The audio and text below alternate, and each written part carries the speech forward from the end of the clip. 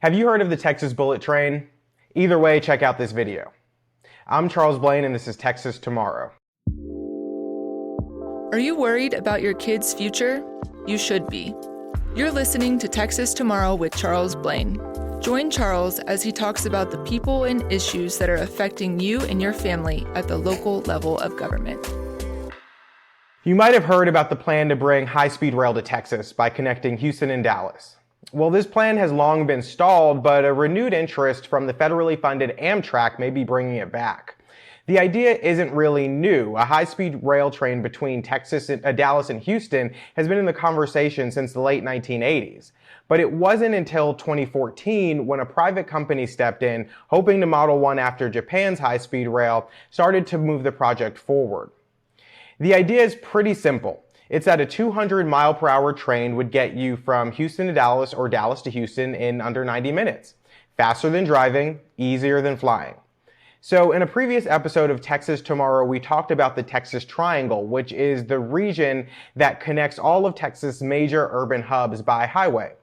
And this region's expected to experience up to 40 million population growth by 2040. Well, the Houston to Dallas line is one arm of that Texas Triangle, and that's exactly where they're planning on building this high-speed rail. But as this project was laid out, many property owners along that leg pushed back. Landowners who have been there for generations, many of whom were family farm owners or still are running family farms, objected to the line running through their properties. Many sued to stop the project, and they were temporarily successful. Delays ensued, and the project kind of seemed dead for a long time. Environmental reviews also added to that delay. But then proponents of the rail had some successes. In 2020, the Federal Rail Authority approved the project to move forward and granted its environmental review requests. And in 2022, the Texas Supreme Court granted eminent domain for the project. And they said that that could be used to advance it. And so simply put, eminent domain is when an entity is given legal authority to take private property for a public use. And that's exactly what happened here.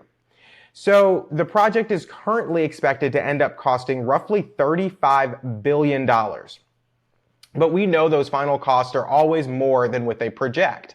Cost overruns, delays, construction costs all add to the bottom line. A similar line in California was estimated to be $33 billion and ended up costing over $100 billion after its delays. In 2023, Amtrak decided to expand its role with the private company and help breathe new life into this project and start to get it to move forward.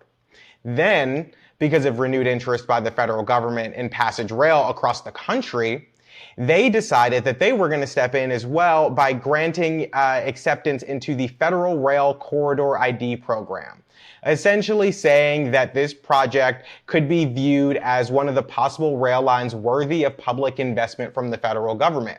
And with acceptance into this program came a $500,000 grant to study the project. So some bigger cities in Texas, Houston and Dallas, of course, are in favor of the project. Austin and San Antonio are also in favor of it because ideally this would mean they would be getting one next or somewhere down the line. But the counties along the way, which would have little to no benefit, but all of the downsides of this project, are often opposed to it and have been since the start. Here's the thing. High-speed rail in and of itself works in many places. Rail in general does. If you look at the Northeast Corridor, rail is very successful, particularly in the areas between New York City and Washington, D.C. If you look across the world, you see rail successful in some Asian countries and European countries. But this project in Texas has been proposed since the 1980s. And there are allegedly countless studies and reviews showing the validity and the necessity of it, yet no private company has moved forward with solely private investing to move the project forward. And that raises some questions. Why would it take such a massive federal investment to make a project a reality? They've been granted eminent domain for it, and acquiring land would have been one of the biggest impediments to moving forward. And the federal government is offering grants, yet they still can't find private investors to take over the project without public funding. And that should be concerning to everyone involved. And everyone involved means all Texans. Because assuming the federal government affords Texas Central the ability to do this project, whose back does it fall on if it fails? Ours. Who will make those landowners whole for having their land taken for a purpose that never materialized? Us. Either way, Texas taxpayers will be responsible for this project, whether that's through federal government funding or whether that's through state government funding. At the end of the day, it's all public funding and it all comes from us. And that's something that we desperately need to remember as this project moves forward, or at least as it tries to move forward. So I hope you took something away from this, and if you did, make sure you tell a friend, a family member, share it on Facebook, Twitter, Instagram, wherever you see fit, and make sure you tune in for next week's episode of Texas Tomorrow.